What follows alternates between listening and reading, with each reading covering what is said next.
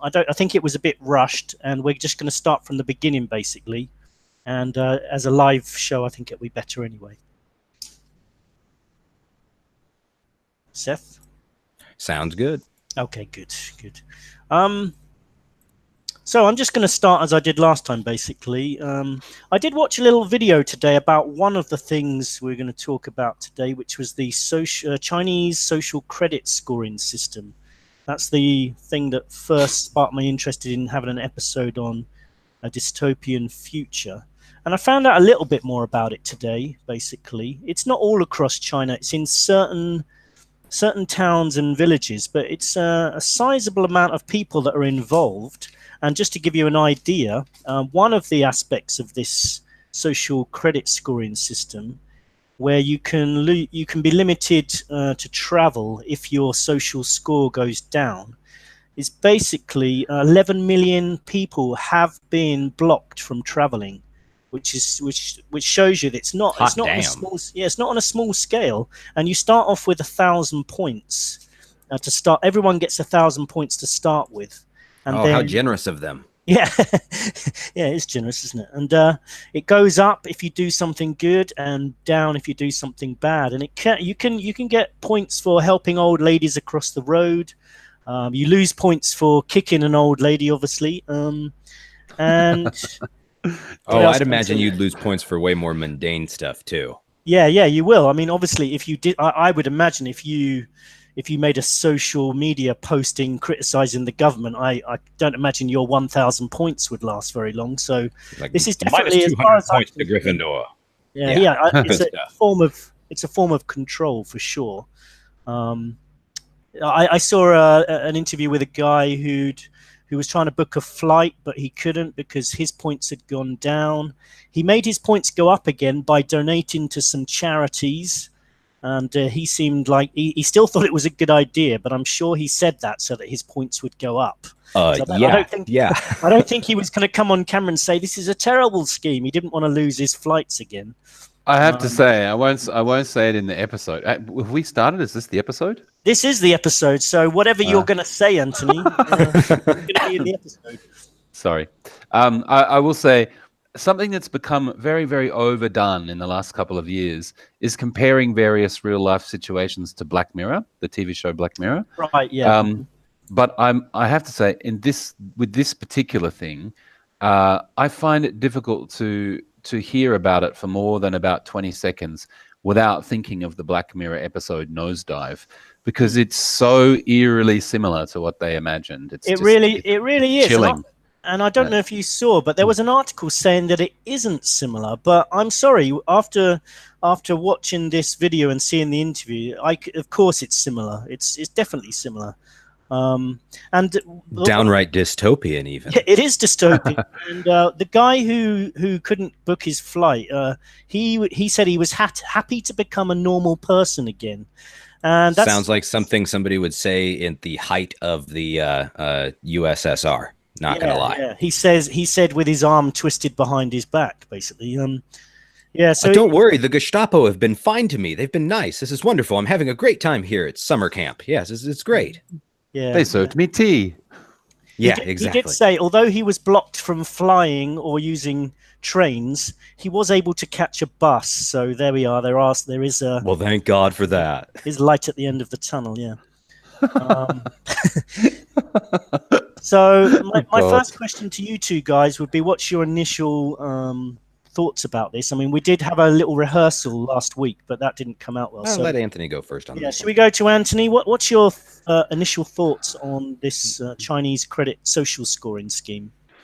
Well, I mean, we chatted about this off air as well. I mean, there are people reporting in China that they're happy with the system, as you say. Though, of course, in authoritarian societies, public opinion is not the same as it is in free societies, right? Exactly.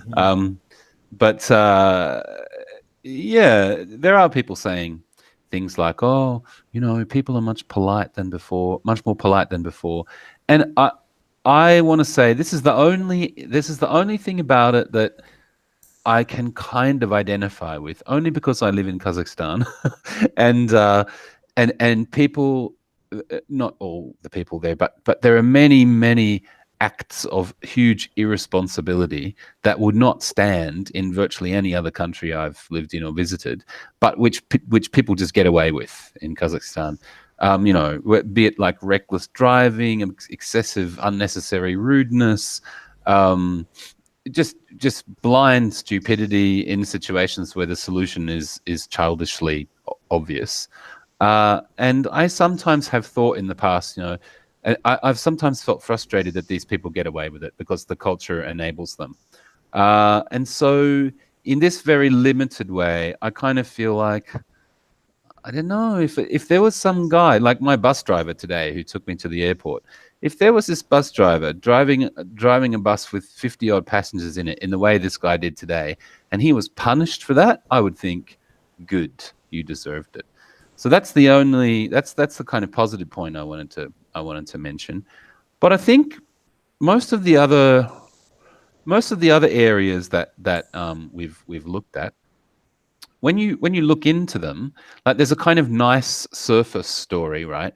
But when you look into them further, you start to see the negative side, and the negative side is considerable. What do you think, Seth?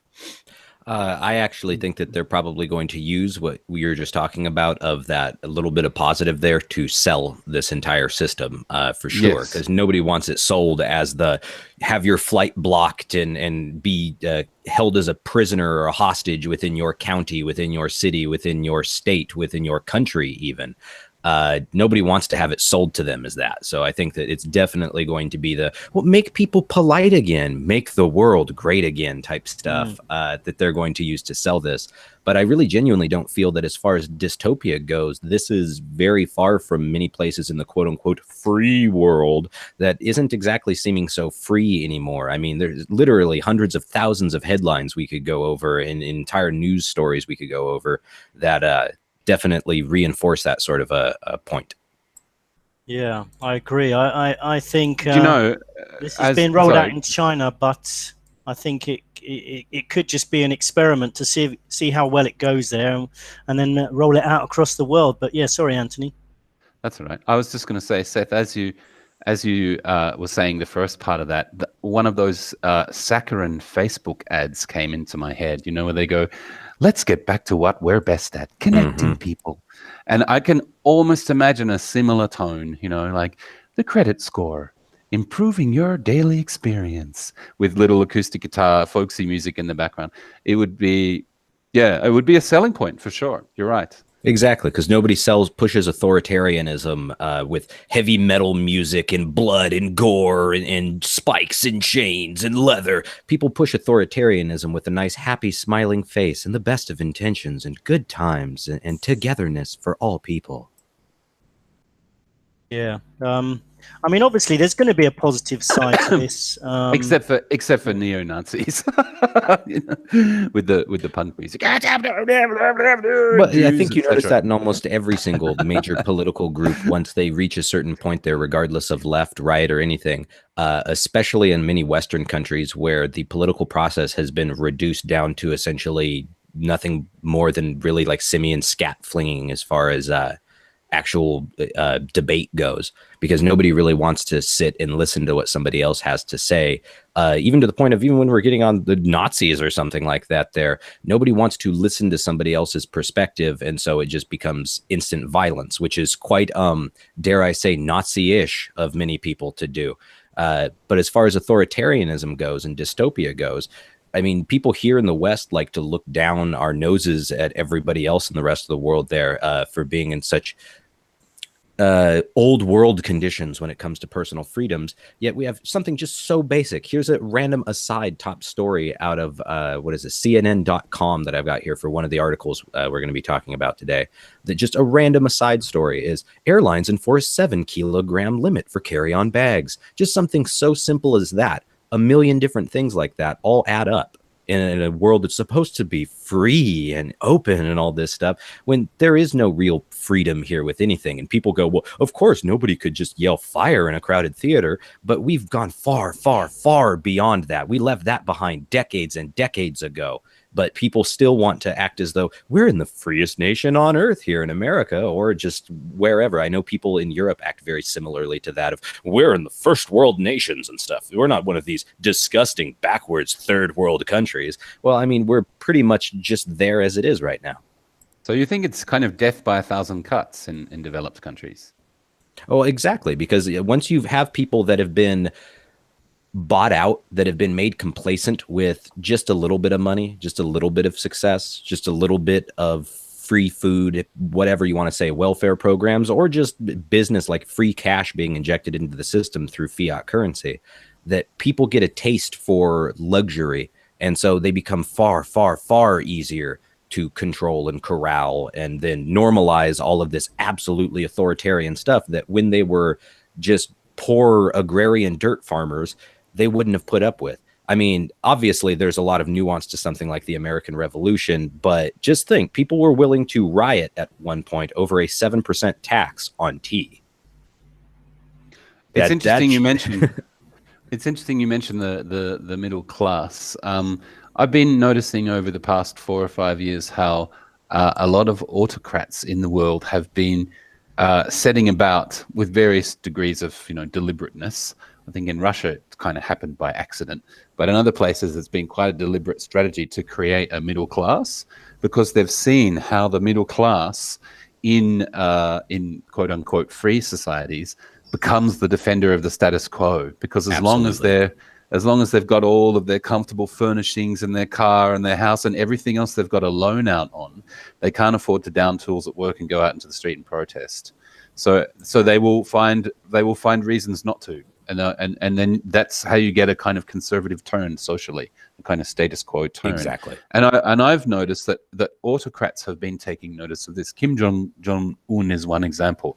He's been determinedly creating a young middle class in North Korea, because he is young himself and he wants those people to be the lifers, that keep supporting him, regardless of whether or not he can improve the lot of the peasantry who are the majority of the population.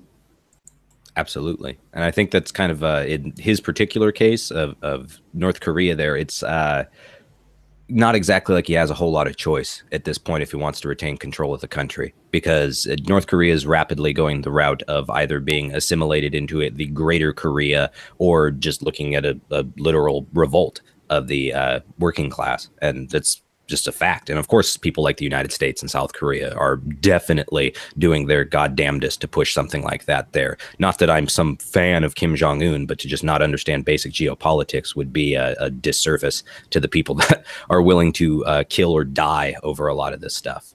But as getting back to the dystopianism and chips and everything like that, we actually have an article here out of The Atlantic talking about the normalcy of why you're probably going to get a microchip implant someday. And it's all about how health-related reasons being utilized for this microchip implant, not just the social score and stuff like that, but going as far as to, well, it's going to monitor your heart rate, going to monitor your blood levels for everything from sugar to whatever your medication is, anything like that, just to make sure that you're safe. And I think it's kind of like what we were just saying before, of using the best of intentions to push a lot of this stuff. And we're talking about multi-billion-dollar companies, corporations that are going to be running all of this, who at the end of the day have nothing more than a push to make money. That's all they care about. At no point are they worried about what is good, what is bad. We're talking about people that just want to make a buck at the end of the day. And that's it. And so of course they're going to push this as the nicest thing possible, when in reality it's probably going to be pretty bad. Yeah, I mean, yeah, I think you're. Oh, sorry, Scott. Go on. Yeah, I agree with Seth on this about the, there's always a selling point and making it sound positive. I mean, if you think about the way people are treated at airports these days, it's very similar to being in a prison. Like you're crossing through the prison doors to the next side of the next cell of the prison, or the next or block. A school. But I digress. And, the things you have to do at airports now, people have got used to it, and we're told it's all for security, and everyone thinks, oh, yeah, I'm quite happy to take my shoes off, take my belt off, be patted down. Sometimes it can get worse than that. They can put the rubber gloves on, and, put all your possessions through the scanner. Everyone's got used to it. And really, I'd be interested to know how many terrorist attempts that incredibly colossal world event and routine of going through the airport security has actually stopped. It's probably not many, and I'm not sure I believe the reason that they are doing this in our best interests. And these microchip implants have already been rolled out in Sweden as an experiment. 3,000 people have currently had this biometric implant. So they can, also for RFID purposes, for tracking. Yeah, exactly. And of course, the benefits are they can go straight through security, and they can even board their plane without getting a boarding pass, which, if anyone's struggled on the morning of their flight trying to find a printer, it's going to seem like a benefit. But anyway, over to you, Anthony. Sorry. That's okay. I know. I was basically going to say the same thing, which is I agree with Seth. I think the health thing is an absolute selling point, and I think the irony of it is really clear in this article that Seth found. The guy who is proposing this RFID chip is saying, "Look, this is going to be a godsend for people with heart conditions," and he says at the moment. The first that many people find out they have a heart problem is when they're lying in an ambulance, and I don't want that to happen. I want to help people to diagnose themselves earlier. But then elsewhere in the article, you read that in fact, if a person with a chip does get as far as lying in an ambulance, they're probably going to die because there are serious concerns which haven't been tested. That these things could react very, very lethally with defibrillators and also MRI machines. So you go to get a brain scan and you come out, looking like an extra from the movie Jacob's Ladder, or you find yourself in the ambulance, the ER doctor doesn't know that you've got the microchip. Your heart stops. He applies a defibrillator, and your chest explodes. And this guy, the guy who is pushing this thing, has the audacity to say, "Well, this is why I'm doing it. I want to save people's health." But at this late stage in the development, hasn't tested any of those things. Like other experts have said, well, look, we're looking at the components in here, and we think that you could have some problems with some of the medical equipment that's currently in common use. And he's gone, so, or it seems so from the article. I think you're right. I think it's all marketing. Exactly. And I know they're using similar stuff when it comes to the RFID tracking programs and whatnot for your children, for your animals, for your elderly, and just anybody that could possibly ever get lost, that could just be found instantly. Wouldn't that be perfect? Wouldn't that be wonderful? We could just do it for everyone. And I think that that's how they're pushing this with everything. But keep in mind that, didn't you say it's Sesame is the company running the Chinese credit score system? That's right. Yeah, they're a division of Alibaba, which is now the world's largest corporation, I believe. Well, just think, what is Alibaba doing with the government of China, and how are they pushing for new spending? How are they lobbying the government when people like Apple here in the United States spend billions of dollars on new campuses to make new communities, essentially like smaller communities of workers and stuff by the thousands, and buy out huge chunks of lobbying money and government time to be spent working for their best interests. Imagine what something that is now the largest corporation in the world is doing in China, and a government that has shown repeatedly that they have very, very, very low scruples when it comes to dealing with companies and corporations in general. Yes, I agree. If you've got the Chinese government actually contracting a division of the company, the division is called, I think, Sesame Analytics or something like that. I might be confusing that, but it's a software company within the Alibaba family, and they're using complex algorithms, where have we heard that before, to determine who's been naughty and who's been nice at the behest of the Chinese government. And we know how frightening it is already when big tech works along with government. I mean, we've seen it. You know, we know how frightening it is when they don't work along with government. But when the two Exactly. when you put the two together, I mean, you've got a perfect storm.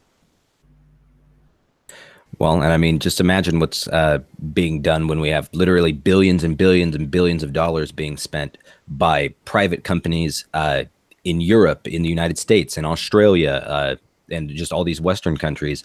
That what's going on with somebody like Alibaba, who pretty much has the run of the mill there. They don't have any real roadblocks because the Chinese government has already said that they don't want to infringe upon anything when it comes to Sesame's running of this credit score program.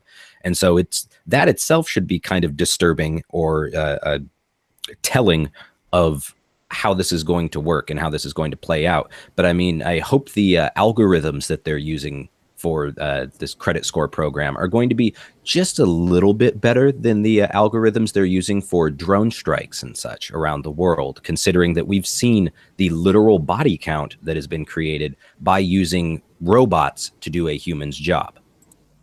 And I wanted to just say something quickly about Alibaba as well. They also own Alipay, which my students, I teach Chinese students as part of my job, and they've been telling me about Alipay.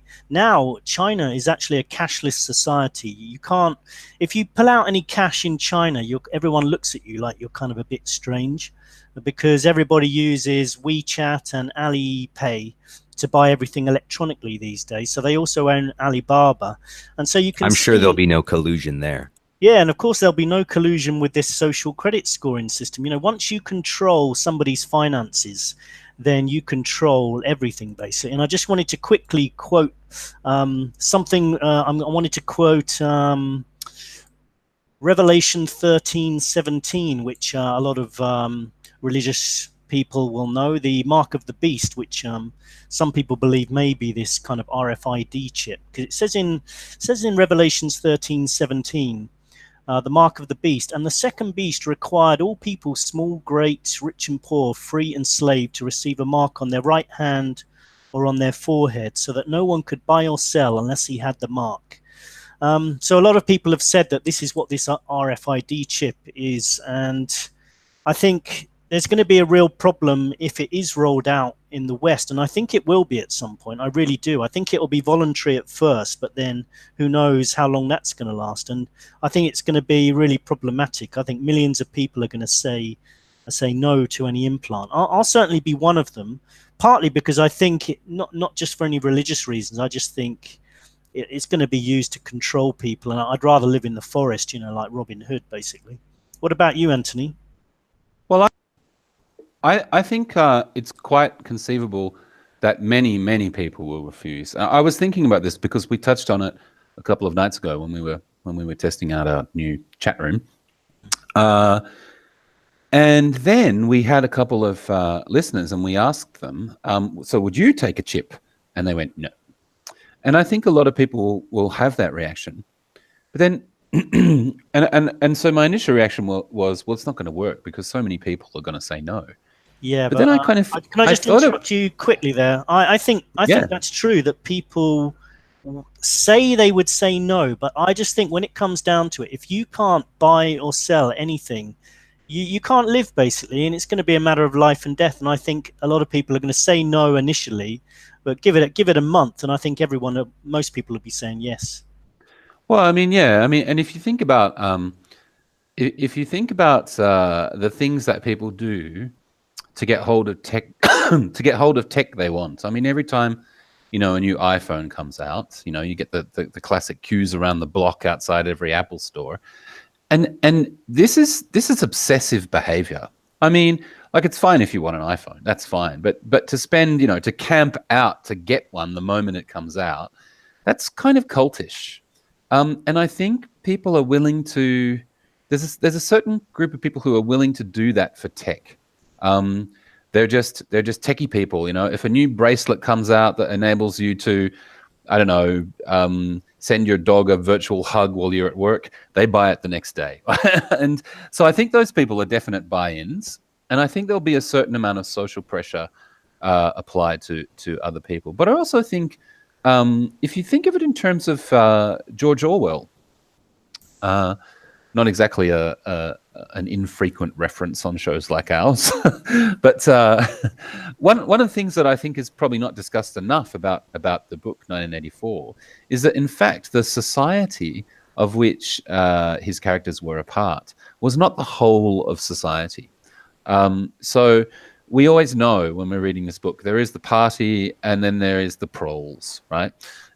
But we kind of don't think that much about how it got that way. And I wonder if something like this might end up creating a kind of privileged class. So the people who buy into the tech will have all these advantages accruing to them, and the rest of us will just kind of get on with our normal lives. But as has been happening over the last 30 to 40 years anyway, we'll find ourselves kind of gradually more and more squeezed out of opportunities because all the opportunities are being funneled to the people who have the tech. Now, I think that's quite a possible scenario. I also think that's the case with the Chinese credit scoring system, because as this guy explained, whose interview I watched, his way of getting his social score back up again was donating to charities. So basically, you can imagine people, very wealthy people, are going to have no problem getting their credit score really high. It's the same with social media. If you want to advertise your YouTube channel or Twitter, you just the rich people have got no problems at all. So yeah, it's as usual, wealthy people are going to win out in the end. Yeah, I think that's how it's going to be sold, most definitely. Also, we'll see people that get better medical attention, faster medical attention, people that get faster queue times through any sort of line you can think about. And I also think that they're going to use what Anthony was just referring to as that cult of technology to push it to people, because it's going to be so sleek, so cool. The latest celebrities and athletes and all sorts of stuff will be like, the latest Hollywood actor will be wearing his new watch that allows him to go through whatever, every single thing you can think of. And it's going to start with something like that, like a credit card, a watch, a phone app, something along these lines that eventually evolves into a literal chip under your skin. But already we're pretty much already there. So, I mean, people can, it's almost like they could just have this hanging in front of our faces to scare the ever loving crap out of us, of going to be, oh, the big bad RFID chips and they're coming to get you. When in reality, we're pretty much already there as it is. How many people do you know have cell phones that track them every single place they go? How many people do you know that have cell phones that have apps and things on their phone that allow anybody from the government to some private contracting group to listen to your conversations, to read your text messages, to share any location you've ever been at, to create an online profile on you for every purpose from advertising to government surveillance? So, I mean, we're pretty much already there as it is. We're nearly there in terms of a cashless society. We're nearly there in terms of 1984, a morally bankrupt society. And we can go from everything from the wars that rage on all across the world there, from first world nations that are full of freedom and love and democracy and all this stuff, that drop bombs on people overseas, that invade countries and overthrow foreign governments just because they don't do what the United States or England approves of them doing. I think this is very endemic of a system that is the frog in the pot sort of a system, where over time we have become so normalized and so cold to all this stuff. I mean, the United States, we have thousands and thousands of people dying on their way just to try and get here.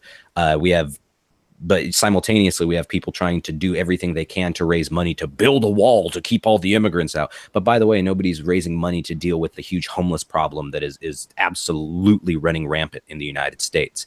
Poverty is running rampant in the United States, but nobody seems to care. I'm sure there are people who are raising money for that, but yeah, I know what you're saying. It's much more high. The wall issue and the supposed caravan are much more high profile. Yeah, exactly. For sure. I also wanted to add one thing. You know, it might sound a little unfeasible that you know, okay, it's one thing to say, oh yeah, people are obsessed with their damn phones, they'll go out and line up for the new phone, you know, but it's another. But it might sound unfeasible to say that they will go as far as to do that for a chip implanted subcutaneously. But I don't think it is, and I don't think that for a couple of reasons. One is that you mentioned Sweden before, Scott, and there are some people in Sweden, and this was for me possibly one of the most shocking parts of this story.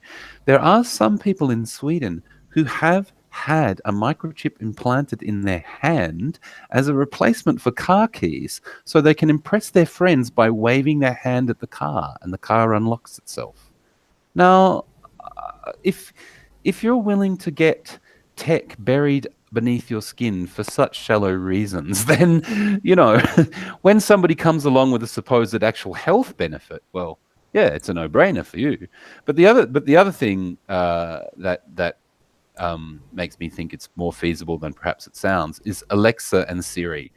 I have watched various videos of Alexa and Siri in action, and I personally have rarely seen anything creepier. I can't imagine. Agreed 100%. I just cannot imagine thinking, I'll get one of those in my house. But millions of people have. And that's why I think it is quite feasible that we'll get a large voluntary uptake for the chips, as they have in China for something that also seems to us incredibly creepy. I wanted to say something about the chips as well. They're already in passports. Like I've got one in my passport, and they've already started to show the benefits. Basically, I can go straight through when I go back to Heathrow. I can just walk straight through, whilst loads of other people are queuing up because I've got the chip, you know, in my passport. I don't mind having a chip in my passport, actually. What I wouldn't do is have anything, you know, injected into me. But regarding the cashless society as well, that I think Seth was talking about, Alipay and the Chinese system, which is virtually cashless at the moment. I was thinking, like, what effect it would have. You know, would a cashless society be a bad thing? And personally, for me, it would, because, like, you know, occasionally, well, you know, when you're not earning a fortune, occasionally you run out of money, and you'll be like, you know, you'll say to a friend, "Hey, can you lend me some cash? You know, just till the end of the week." And I think that's going to be harder to do in a cashless society. Well, and you'll have people look down their nose at you, absolutely, because what, you ran low on your reserves? Like, oh. Yeah, and you know, anyone who's ever lost their debit card, which has happened to me before, or had it stolen, while traveling, you're completely lost. You know, you're in big trouble. You know, if you're supposed to be traveling somewhere, booking into a hotel, and you've got nothing. No, you know, if you had some cash in your wallet, maybe you could do something about it, but. Yeah, I think it could have some effects, but can you think of maybe any other reason why a cashless society might be a bad thing? I'm sure they'll use the idea that cash and physical money is dirty and spreads disease and all this to push it to be a cashless society, or push people with whatever, wave your card, wave your phone app. And I mean, that's literally, we've gotten to that point of wave your phone in front of some scanner and all of a sudden, oh, whoop, your money's been transferred. So I think we're already pretty much there, just about. It's just a matter of 10 to 15 years really for people to start phasing out stuff in the West as far as cash. But a negative that I could definitely see in it is the fact that people can physically shut down your ability to spend your money with something that doesn't even have to be tied into a social credit score or any of this. They don't have to have any of that, because at some moment, somebody, like, let's say domestically here, the FBI could just knock on the door of somebody that works at the bank, or just go to the bank, or call up the bank, or fax the bank, email the bank, whatever, and say, well, we're actually investigating such and such. So will you shut off all cash reserves to such and such while we're investigating? And they'll do it. I guarantee you they will do it. And to act as though that can't be used politically, that can't be used socially, that can't be used for any sort of discrimination out there is dishonest at best, because you and I both know they're 100% going to use that wherever they can. And in terms of the social credit score system, you've already gotten to see of somebody that didn't do what he was supposed to do, all of a sudden doesn't get the benefits of being a good boy. Instead, he gets to sit in the airport like a jerk off for the next 5 hours while he tries to figure out what charity he can give to that the authorities approve of. It's very Orwellian. Yeah, it is. And also I was thinking, like you often get workers who do work for cash because maybe if it has to go through the system, they've got to pay taxation, Well, declare illegal it, and immigrants, things like man. that. Yeah, illegal work, but for some people it's the only way to get by, a little bit of extra cash work, and bartering will be more difficult. What do you think, Anthony? Is Anthony making a cup of tea, maybe? Um, yeah, never mind. Seth.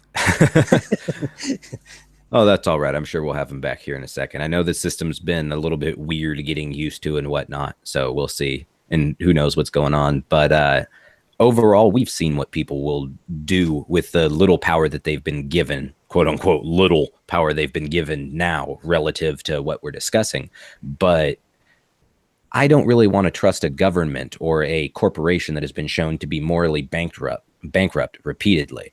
Just something so simple as, I know this is kind of a bit of a jump in topic here, but we had this out of Russia Today, I think about a week ago, of U.S. Senator buys and then drops, in quotations, thousands in defense stock after pushing Trump for bigger military budget. Do we really want these sorts of people that buy hundreds of thousands or $100,000 or between $50,000 and $100,000? Love that they don't disclose that, of Raytheon stock last Tuesday, just days after news broke that Donald Trump has decided to back plans to request $750 billion from Congress for defense spending in fiscal year 2020.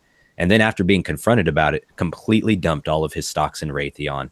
But don't worry, he knew what he was doing wasn't wrong. It wasn't illegal. It wasn't bad. It's just the second somebody confronted him on it, he acted like a scared child with his hand in the cookie jar and completely dumped all of his stocks in Raytheon. So I'm sure if those sorts of people are the ones running these credit systems, that it'll be safe, man. Just don't think about it too hard. Or what is it? Don't think, or depression may occur. Yeah, actually, no. I'm glad you said that you wanted to jump topic, because I thought for maybe the rest of our little chat, maybe we'll just chat for another 10 minutes or so. We could just talk about anything we want in the news. You were talking about drones earlier. Well, Gatwick Airport in the UK has been pretty much closed for a whole day as someone's been playing around with a drone, and it's brought everything to a standstill. But I wondered whether that's kind of like almost a bit of a false flag event to sort of say that we're not going to tolerate civilian drones. We just need to have our military ones flying over the UK instead. But well, yeah, what do you think about this? Dangerous. Yeah, but you mentioned the withdrawal of troops from Afghanistan and Syria. What's your personal opinion on that? I mean, is that a good thing, do you think? Theoretically, yes, but I honestly don't know if they're going to do it, or if this is, as it's been promised at least a half dozen times since the beginning of involvement in Afghanistan, that the troops were pulling out. I mean, people during Obama just bought the entire bullshit line, hook, line, and sinker, that we're leaving Afghanistan, the troops are getting out, we're going to be gone. In fact, we're leaving Iraq too. And they did nothing this entire time. So at no point would I be surprised if some dangerous terrorist event takes place that completely changes the idea that we were going to leave, but now we know that we can't because it's important. I mean, last year, the United States finally announced that it was going to start using the lithium and start mining for lithium and stuff to diffuse the cost of U.S. involvement in Afghanistan. I'm like, no way. Something that us crazy conspiracy theorists have been talking about for at least a decade and a half, coming to fruition finally, as the United States finally becomes public about why they've been in Afghanistan the entire time, other than to, of course, grow opium for their huge opiate crisis that they have to create back home, and people addicted en masse to prescription painkillers and everything. I mean, if we want to tie it back to dystopia again, or dystopic novels, we were talking about 1984 earlier, it's very Brave New World, and we have to be somewhere around the entire world there just to defend plantations that can grow a substance that we can create drugs on that are essentially Soma from 1984. I mean, the vast majority of people in the West are at least on some sort of prescription drug, and prescription painkillers are at an all-time. So, I mean, it makes you think, makes you wonder. But I honestly don't know with where we're going as a culture with any of this. I don't know when people are going to be put on any of these particular programs, what we're talking about of the Chinese cashless system or microchips or any of that. But I do certainly know that we've reached the level of dystopia when it comes to a culture. I mean, I'm sure you've gotten to see, even living abroad there, Scott, just how callous people have become to human life, human suffering in general, and the idea that as long as it doesn't affect me or my family or my immediate circle of associates, then why do I care? Why, it doesn't matter to me. It's just, you know, people dying overseas. It's just another war. It's just more of the same, essentially. So I could see them leaving Afghanistan and Syria, but I honestly don't know if they're going to. Syria, it could be because Russia or some other power has threatened the United States with a hot war if they're willing to maintain a troop presence in Syria. But I honestly don't know. We'll see. Yeah. Yeah, you're talking of you know, suffering and how people really don't care that much, and the capability of people to inflict suffering. I don't know if you've heard about these Morocco tourist murders. I'm just sharing the screen so people can see the BBC News about this. It says Morocco tourist murders. Video appears genuine. Norway police. A video appearing to show the murder of one of 2 tourists killed in Morocco is almost certainly real, Norwegian police have concluded. Number one, it's kind of stupid because that video's been there for 4 days, and unfortunately I've seen it. Sometimes I make myself watch these things precisely because I want to make sure that I have a genuine understanding of a news story. Sometimes I think sometimes we need to face reality head on, and I watched the video and it was just disgusting, you know, and it was horrific. Basically, these 2 Norwegian girls, I think one's from Denmark, and they went on a hiking trip, and some Moroccan guys who are apparently part of ISIS basically attacked them and beheaded one of them and killed the other one. But the video is of them beheading them, and just thinking that there's people like that, you know, probably people who've taken part in some of the wars in Syria, maybe part of ISIS or part of Al Qaeda, or even part of the groups that are being backed by the US and the UK and other Western powers, who now on the side of some of these jihadi groups, basically. And now they've come back from war, and you know they're used to killing, you know, and so for them, cutting the head off a Norwegian tourist is just you know, an average day for them. You know, I mean, for most people, it's inconceivable you can do that. But just to know that there are, you know, when you go to another country, or even if you stay in your own country, there are people out there sitting next to you on the bus who are capable of doing that, and it's slightly scary, to be honest. I think that kind of ties into the social credit score thing, but I'll let Anthony get to it. No, I wasn't going to tie it into the social credit score thing, so go ahead. Well, I mean, now you'll know who you're sitting on the bus with, and I'm sure they'll have little things like your general credit score as it is that just pops up when you look at somebody. I mean, you can't forget Google Glasses will be the new wave of the future, right? I mean, you know, it's not like that whole idea fell completely flat on its face, but we'll see. I think, what interests me about this, I mean, that sounds a little callous. It is a horrifying incident. But what interests me about this is, I was thinking about it in terms of the virtual world.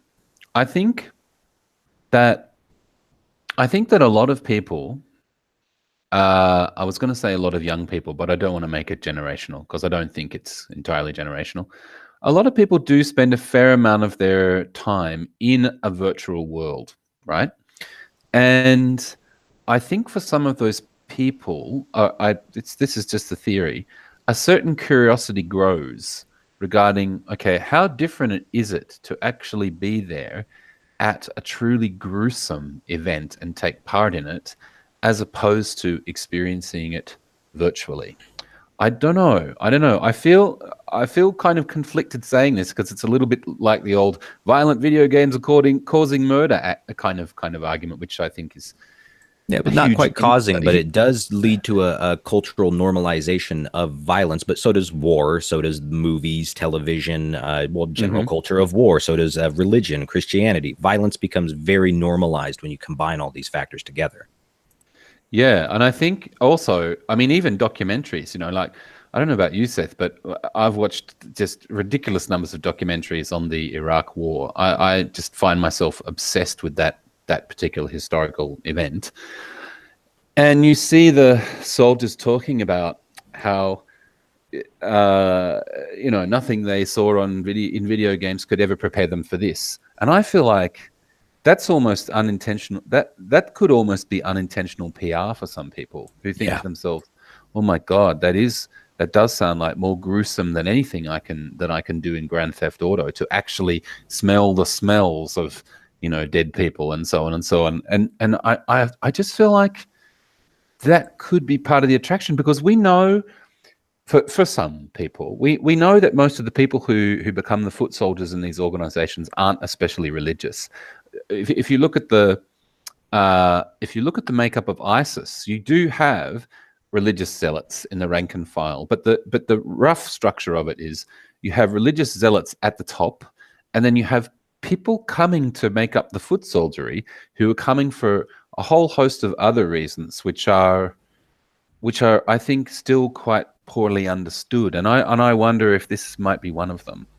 Well, when you said one of these organizations, I thought honestly you were talking about the U.S. or British or Australian military, but ISIS works too. Or Amazon.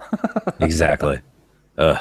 But sincerely, though, I really do think that we've gotten to see how war in general, just even regardless of the normalization of war and police, like localized violence, gang violence, through video games, movies, music, television, and everything, has been part of the culture here to normalize that to people. But just in general, I'm sure all of us have gotten to see through anything of the effects of war and how military personnel in general, regardless of what side they're on in anything, have been desensitized to violence because it don't mean nothing, to quote a truism or idiom amongst American military personnel. It's this desensitization to violence that is brought back here to the streets of America. And of course, there's an entire thing of promotion of the veterans being the biggest terror threat to the United States citizenry. But in reality, I think the United States citizenry is the biggest terror threat to the United States citizenry. And every single country, respectively, in the world is the exact same way. Their own people are their own greatest threat. And it's for the reason that we have been absolutely dehumanized as a people. We've had our humanity just slowly pulled from us over all these decades of uber violence, where it's just become normalized. That's the entire thing of 1984, is it didn't get that way overnight. It's the same thing with any totalitarian regime you can think of, or authoritarian regime you can think of. It didn't get that way overnight. Nobody just woke up one morning and said, you know what, I want to be a slave to an absolute piece of crap of a dictator. I just want to do that. And, millions of people got up in the morning and said, man, that would be great to have an oligarch rule over all of us with an iron fist. That would be cool. I would like that. Or, oh, there'd be great to have concentration camps or death camps or anything like that, mass graves or something. Those don't just get dug overnight. Those don't just happen and randomly pop up like it's just, oh, no way. It's not a surprise to anybody, because this is a slow burn that people have gone through for decades, if not centuries, in our culture, and it's bubbling over. We're getting to see it as people that are self-aware of the violence within all of our cultures, and also the compassion of understanding the impact of violence, and that violence isn't actually a good thing in general. I think it's very endemic of our cultural upbringings that here in the United States, at least, war is not seen as a bad thing. War is not even seen as an unnecessary thing. It's just seen as a thing. And I think that itself should be very emblematic of what is happening to us as a people. Yeah, and also with the desensitization that you mentioned. I mean, one of the consequences of becoming desensitized is you need a stronger hit. And that's true of any kind of thing. I mean, be it caffeine or porn or anything. Like as you consume more, it becomes like a normal level of intake. You need to go the one further, and so I suspect again that could be a motivation for some people to go, all right, I've seen it on TV, I hear people talk about it, but I see it in movies, but the next step now, because that's just not doing it for me anymore, the next step is to become personally involved. Yeah, but I must say I did want to push back just a little bit on one of the points you made there, about people becoming more brutal, I suppose you could say. I do think there's something to be said for the argument that people have always been brutal, but we know more about it now than we used to. I mean, we hear it more now than we used to. I don't think that... I mean, if we had social media in the 19th or 18th centuries, I don't think it would have been more cat videos and less hate. Do you know what I mean? Yeah. I think the proportion would have been around about the same, or possibly even worse. I actually think you're right there, but what I'm talking about is more of a culture of the average person on the street in terms of internalized violence. But at the same time, though, there could be a very fair argument made that if you'd have had social media in the 7th century or 10th century in Europe, it would be a little bit different than our current understanding of what the average everyday person was going through in any of these places. But again, I was talking before, religion is part of the equation, government and culture is part of the equation, and then of course just normalization in general of stuff around you. But I do genuinely think that the ability to bathe your entire conscience or consciousness in violence is a little bit different than it was at one point before, because even some guy getting hyped up and fed insanity to go join the Crusades and go slaughter the infidels overseas or something, at one point in history still didn't have music he could listen to that reinforces the viewpoint every single second of every single day at the touch of his fingertips. Didn't have videos that could reinforce his viewpoint every single second of every single day at his fingertips. Didn't have TV shows and movies and all this stuff that every single second of every single day could reinforce this viewpoint. There was the Bible, there is the whoever your clergyman is, there's whatever that's in front of you, but all that still has a certain level of disconnectedness from you physically. People have almost become attached, like literally almost physically, to their machines, to their trinkets, their baubles, and their very baubles are what's sucking the very humanity out of them. At least it feels that is that true. way.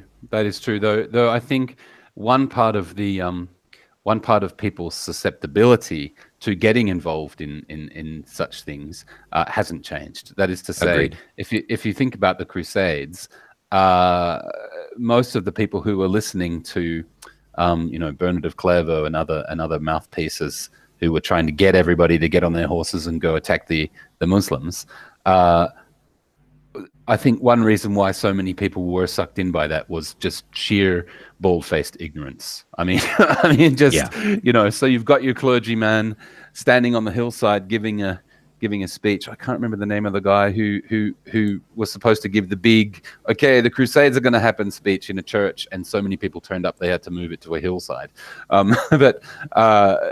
So he's standing on the hillside going, we've got to go over there and kill them because, if we don't kill them over there, they'll come over here. Gee, does that sound familiar? Right. I think the reason why he got so many takers was, at least part of the reason, was just really nobody was in any position to contradict him about whatever claims he made about what was happening in the quote-unquote Holy Land. In other words, ignorance played into it in a big way. Which isn't that different than it is now.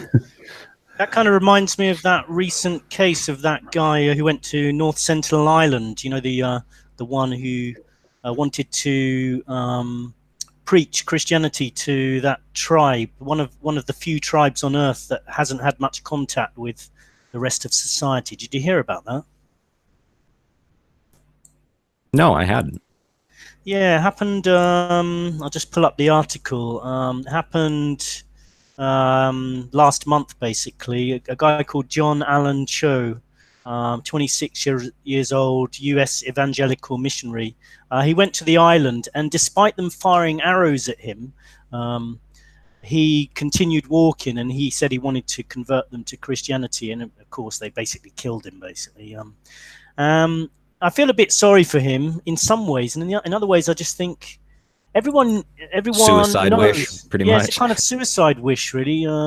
Not quite sure why he did it, but it was interesting to note that there are still tribes out there and still islands that are basically kept away from the rest of society. And whilst we think about our own societies and how backward in some ways they are almost becoming, I can't help but wondering whether really, if you were able to infiltrate that tribe, whether their view on society is a great one either, and yet they're kind of mostly left alone by the rest of the world. So it is a bit of a weird situation, you know. Is it a good thing to be part of society or a bad thing? You know, I mean, that tribe, I bet they do some pretty backward things themselves. So yeah, maybe we can't win either way. Like if you're in a small tribe or if you're in a large society, we're basically... It's almost like it's human nature. It's human nature to fuck things up, basically. Here, here. Maybe with that bombshell, we could end today's episode, unless you guys have any last utterings you'd like to make. I haven't spoken too much during this episode, but because I've been busy flicking between icons showing Anthony's face and your guitar, Seth, and my face, and monitoring the chat room a bit. Hopefully, if we do this on a regular basis, I'll put this episode up basically, so we'll probably get more viewers actually from looking at the recording on the channel. Maybe I'll add our theme tune to the beginning, but we could make this a more regular thing if the interest is out there. I would be okay with that. Yeah, might be good. What do you think? Yeah, Anthony? me too. Yeah, me too. I have I've missed doing this during our long break. It's good to be back. Definitely. Yeah. And certainly, once people watch the recording, maybe we can generate interest into actually coming into the chat room and joining in, because I'd really like the interaction with people in the chat room, asking questions and things like that. That for me, that would be a great thing. But I think a good format we could have have a main topic like we've had today, and then sort of halfway through we kind of leave it open and just scan through the news and just have a chit chat basically. Sounds perfect. As Anthony said the other day, I think we have some of our best discussions are when we haven't planned too much, you know. So it's very true. We talked for about so Scott called me for a 10-minute mic test on what night was that? Was that Thursday? Yeah, that was last night, wasn't it? Jesus, it's been a long day. So for a 10-minute mic test, and we talked for what, 2 hours? Yeah. And some of it, there were a few points in that discussion where I was thinking, God, this should be the show. This really should be the show, you know? Because we just without having a plan, we just kind of, I think we said what we really meant, you know, because sometimes I think when when we all know that the record button has been pressed, or at least me, when I know the record button has been pressed, I kind of get a bit stiff, you know. Yeah, okay, so now I'm gonna read from my cue cards. So yeah. Anyway. Well, yeah, because you've usually at that point prepared notes and everything, and it's not just here's me looking at the notes immediately and just kind of like, okay, here's what I'm going to say about it. Because I really feel like shooting from the hip is you end up speaking a lot more from the heart. And even though you might not be the most eloquent compared to when you're pre-recorded, ready to go, have everything just stiff, ready to talk about something, you might not sound nearly as eloquent, but usually the truth of what you're saying is way more palatable. Is far more palatable. I don't know about less eloquent. Like way back in the discussion there, I was trying to get interject to say that that I think you came up with a fantastic episode title, which sounded like it was completely off the cuff, and it was simian scat flinging. I thought that was a great phrase. Thank you. I thought, when you said that, I thought, that's the name of the episode. It's got to be simian scat flinging. Ooh, what is this going to be all about? Politics? Beautiful, beautiful.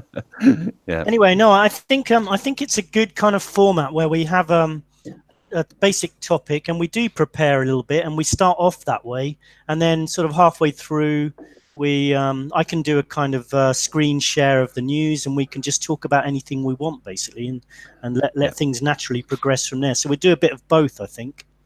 Sounds good. Well, thank you for having me and Sure. everything. And anytime you guys want to do another one of these, just let me know and I will get ready. Yeah, and I was thinking basically we could keep the time the same, but not necessarily the day. Not necessarily day. So anyone who's listening to the recording, it'll be roughly the same time the next episode, but I'm not sure if it's going to be a Friday, because Friday's my party night, basically, when I get to have fun and go out. I get that. So yeah, maybe it'll be a Sunday or something like that, but I'll send out tweets on Twitter and things like that to try and generate some interest. But thanks a lot for joining us, Seth. It's been good. You've made some good points and been good chatting to you today. Good talking to you guys too. Thank you for having me. Like I said, anytime you guys want to have me on, just let me know a day or two prior and I'll get my notes ready and everything. Good health to you. Stay safe, and I will talk to you later. Yeah, thanks a lot, Seth, and thanks to you also, and no problem at all. It's been a blast. We predicted pretty much the end of the world thanks to human nature. I mean, how can you top that? Yeah, exactly. And I'll say goodbye to you, but if you hang on the line, I'll stop the broadcast, but I'll just say an official goodbye to you as well. All right. So let's say goodbye to the listeners. Goodbye, anyone in the chat room. Thanks for joining us. And anyone who's listening to the recording, please join us in the chat room next time, because we'd love to hear from you. So thank you from me, and catch you later. Okay, let me just